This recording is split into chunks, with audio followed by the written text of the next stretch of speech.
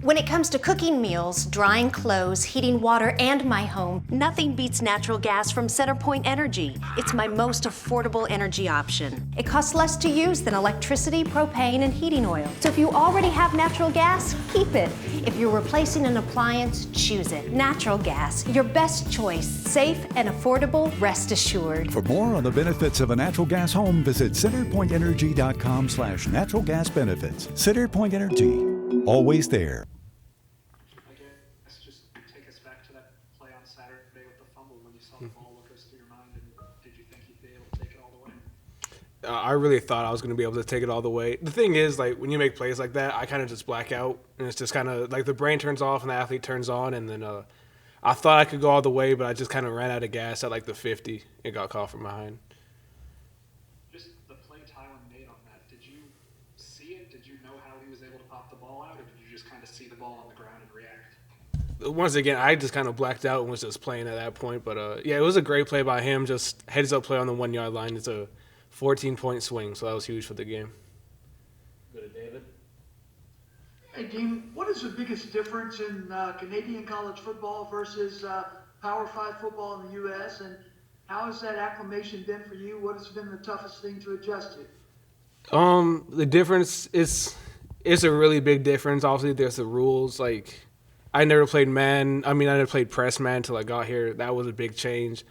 I've never seen receivers this big or this fast, so that was a big change. And, yeah, just the rules and everything. But in terms of acclimation, it's just a constant learning process. You just got to keep on making adjustments to your game every week. And, yeah, just got to keep on competing. That's the biggest thing is you just got to come out here and compete every game.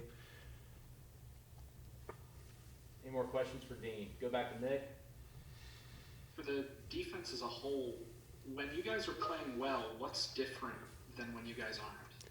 I think a big thing is attitude. You know, when you have guys like Otis and TK out there, like that attitude is infectious around the entire defense. I think that's what helps stop the run and everything. And yeah, just attitude and having some pride about ourselves.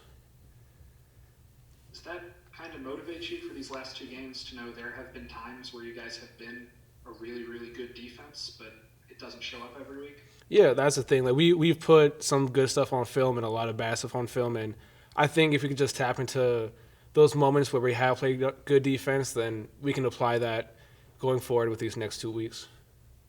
Back to David. Deane, what's the herky-jerkiness like of this schedule, dealing with COVID and everything, having games canceled and things like that? And on the flip side, do you guys appreciate and feel like it's an advantage to have these unexpected open dates pop up? Just having these games canceled, it's just, I don't know. We kind of have to just approach every week, like I said before, just like try to get better.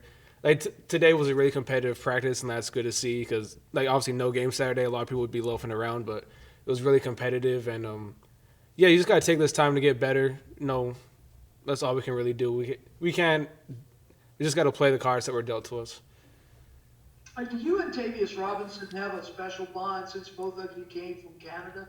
Is there anything going on there? Yeah, that's my roommate. We kind of talked about it too, just like the differences and like how we're adjusting to it, like homesickness, all that kind of stuff. And it's good to talk to somebody that has a really similar experience like you.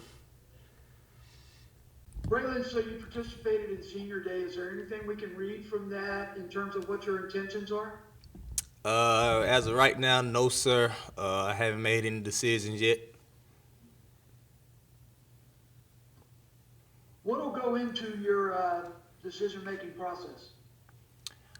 Just how I finish out the year and just talking with my family and the coaching staff. Go ahead, Nick. Is that even something that you want to think about right now, or can you even start to focus on that while the season's still going? As of right now, I haven't. I'm just focusing on finishing out the year strong and finishing the hottest team in the country.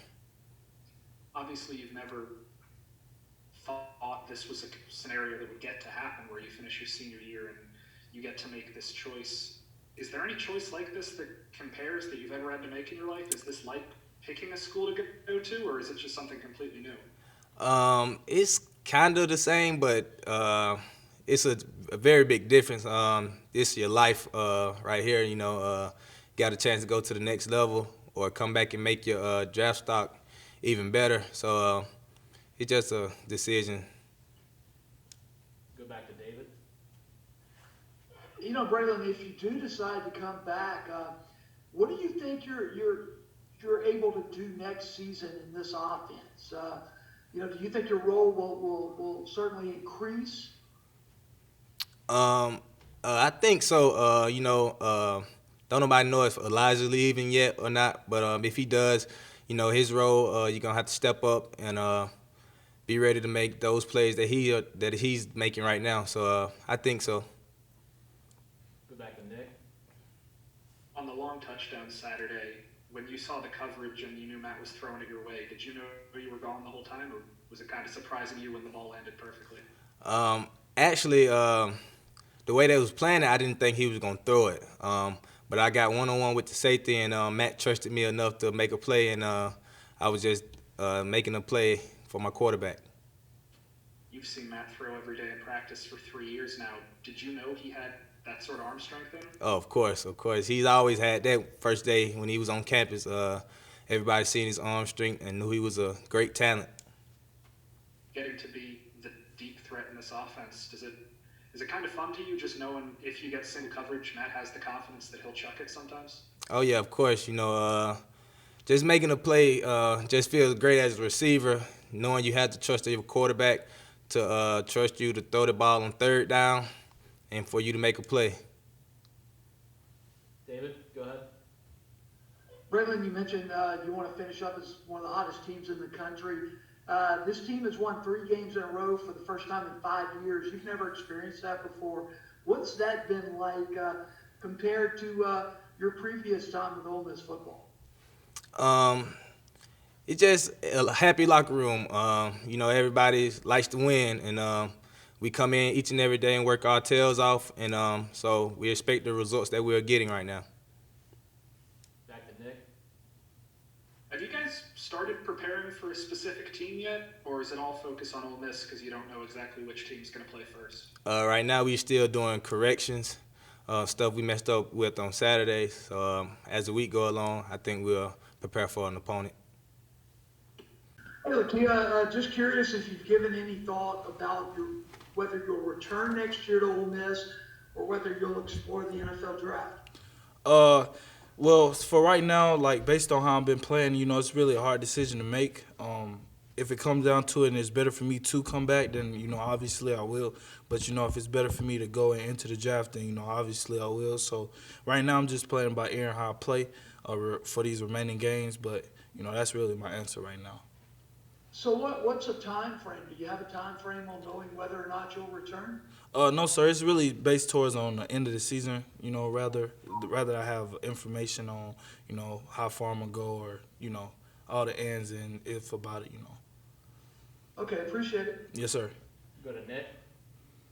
Going off of that, kind of what went into your decision to not participate in senior day on Saturday? Was it just kind of that waiting game, or was there something else you were thinking? Yes, sir. It was the waiting game. That played a big part of it. Just because I didn't want to walk the field and I know I might be returning. So, that's really the biggest part of it.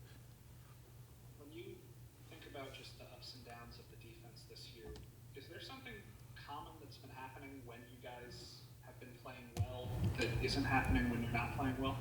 Yes, sir. I would say a little correlation will be how we practice. Our practice habits that we make during that week, the weeks that we practice really well is the weeks that we play really well on defense. So the main thing is for us as a defense is to practice hard and, practice hard every day so we can play good on Saturday.